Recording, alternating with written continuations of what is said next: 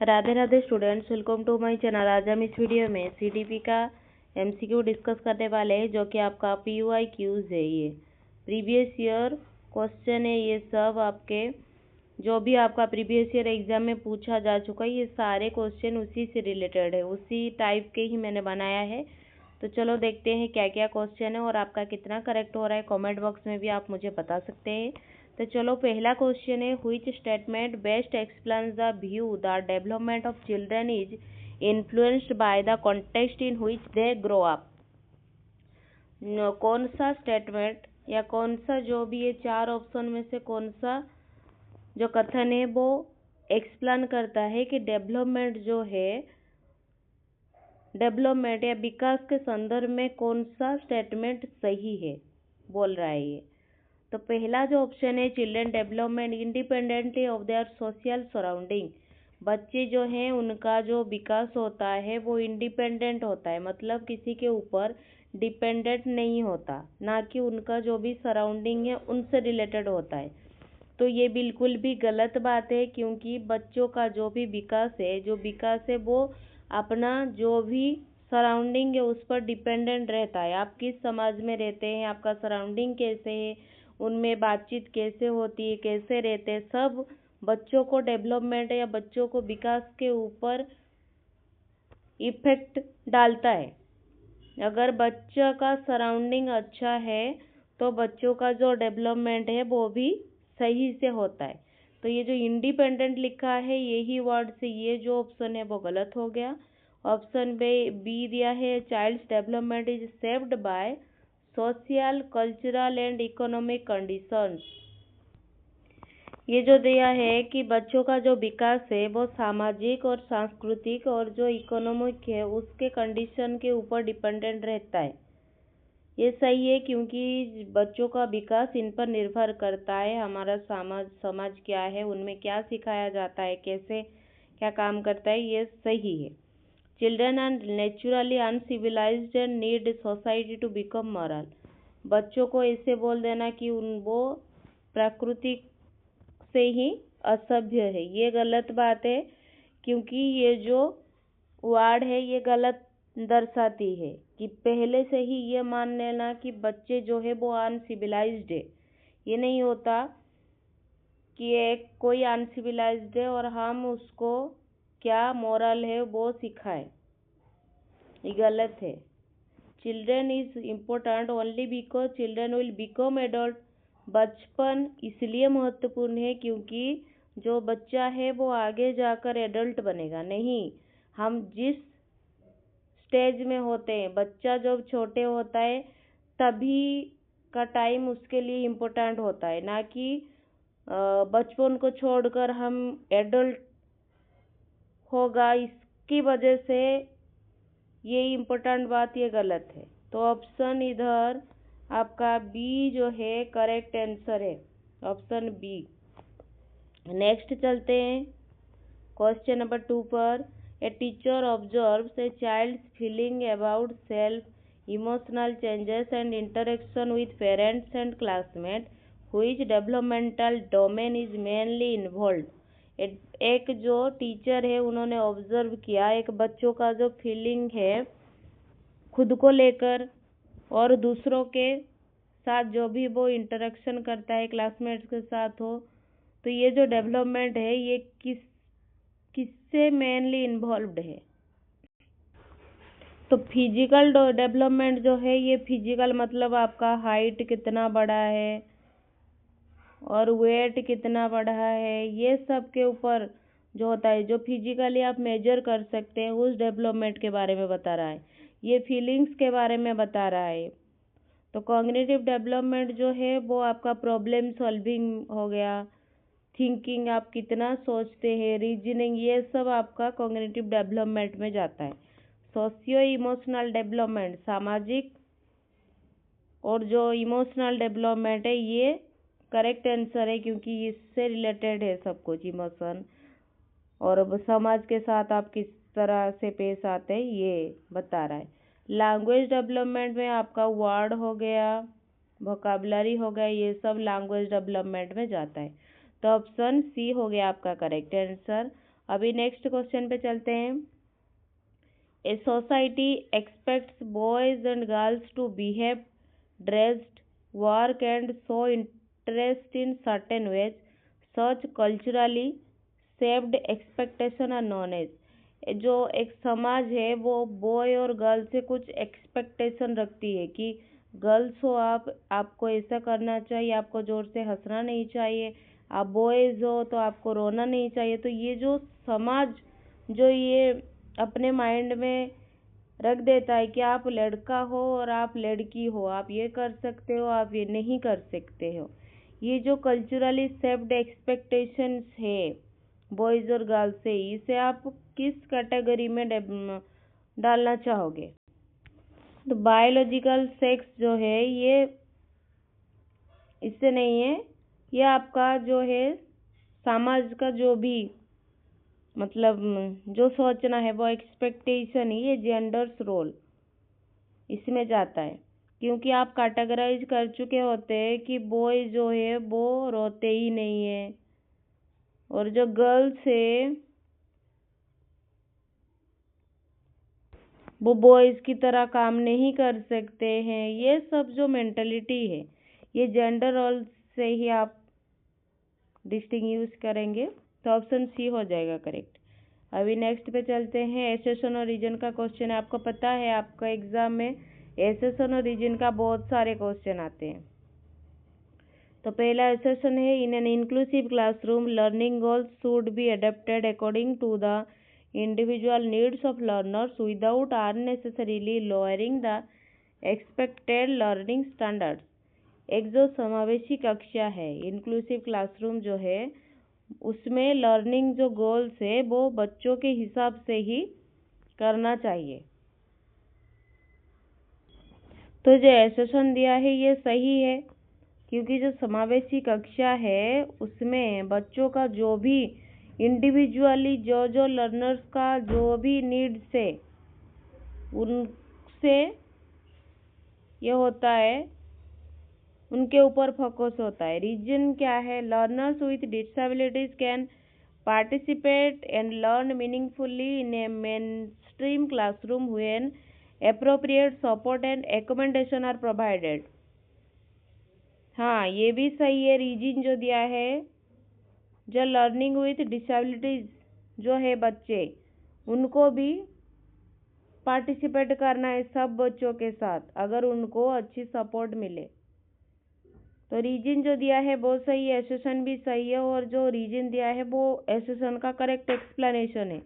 तो correct answer होगा both A and R true and R correct explains A. तो option 1 हो जाएगा करेक्ट।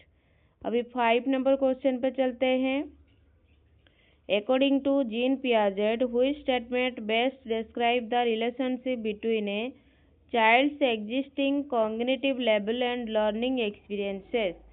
पियाजेट के हिसाब से कौन सा स्टेटमेंट जो है बच्चों का संज्ञानात्मक स्तर और उनका जो लर्निंग एक्सपीरियंस है, इन दोनों के बीच डिफरेंस क्या है, रिलेशनशिप क्या है?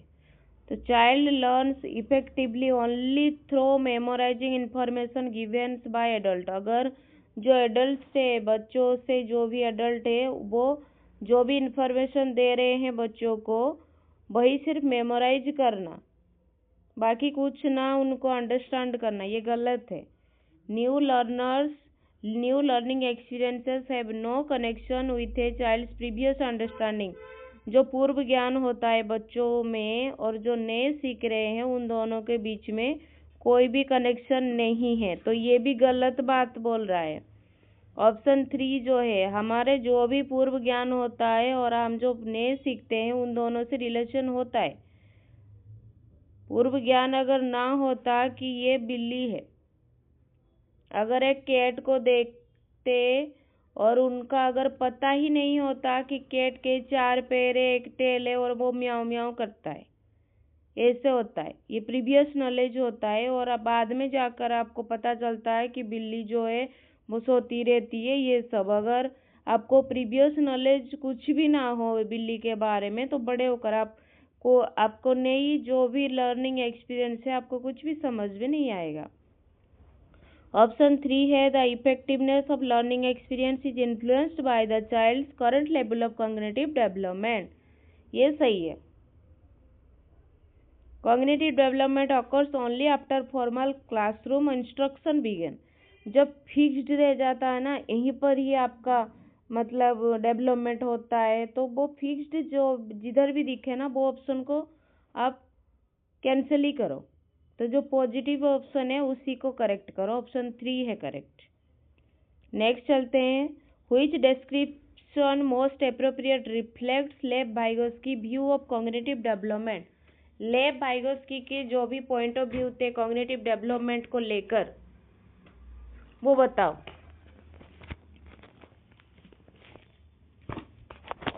Cognitive development takes place mainly through independent activity without social interaction। Vygotsky जो है वो सोशल और कल्चरल दोनों को ही मूल आधार के रूप में ही मानते थे कि बच्चा जो है वो सोशल समाज से इंटरेक्शन करके ही ज़्यादा सीखता है।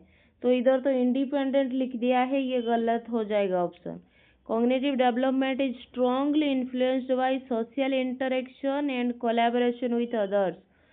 Cognitive development हमारा ज़्यादा तब हो सकता है अगर आपका सोशल इंटरेक्शन दूसरों के साथ अच्छा हो, तो ये सही है। Cognitive development is determined entirely by biological maturation। ये भी गलत है। Cognitive development occurs mainly through memorizing words। जब भी आ जाए वो गलत ही होता है। 7 नंबर क्वेश्चन पे चलते हैं। According to Vygotsky, what is the major role of language in the development of children's thinking. Vygotsky के अनुसार कौन सा रोल है लैंग्वेज का रोल डेवलपमेंट में। तो पहला जो ऑप्शन है, language mainly help children communicate their physical needs. जो भी फिजिकल नीड्स है बच्चों को, उन्हें कम्युनिकेट करने के लिए लैंग्वेज हेल्प करता है। नहीं, language acts as cultural and psychological tools that supports the development of thoughts. ये सही है। Language develops independently and has no significant connection with thinking. Independent नहीं। Language restricts children ability to develop higher mental process. तो option 2 जो है वो सही है। अभी 8 नंबर क्वेश्चन पे चलते हैं। Which classroom behaviour best represent a performance oriented learning goal. कौन सा क्लासरूम बिहेवियर जो बेस्ट रिप्रेजेंट करता है। तो learner study a difficult topic because he wants to understand it deeply. नहीं। Oriented learning goals, A learner practices a skill repeatedly to improve her own ability। ये भी नहीं है। A learner works hard mainly to obtain higher mark than other। Performance oriented goals का मतलब है दूसरों के साथ कंपैरिजन जब आ जाए, वही है।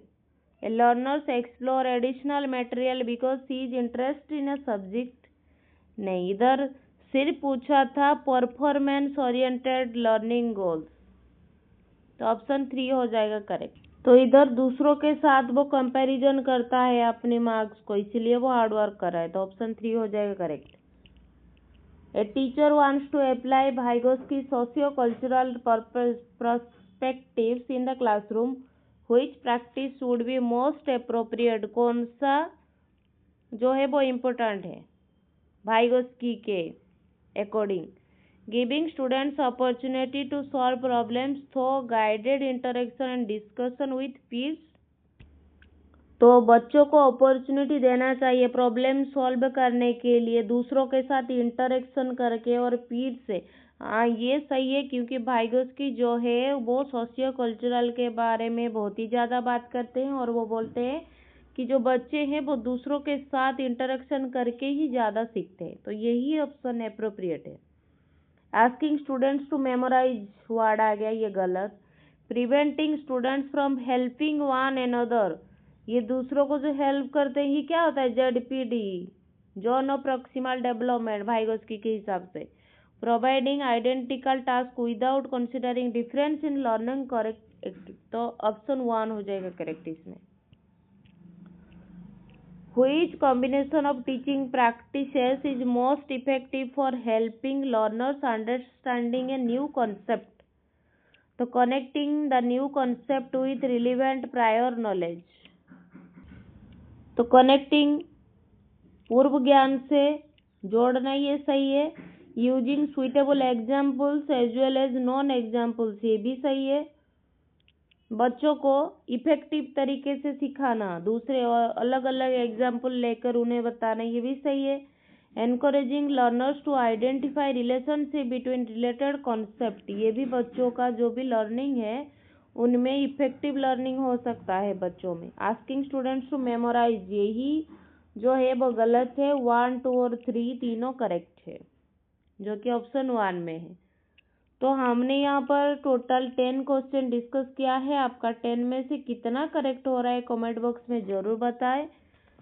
मैं आशा करती हूँ आपका प्रिपरेशन बहुत अच्छे से चल रही होगी. धन्यवाद स्टूडेंट. Keep studying.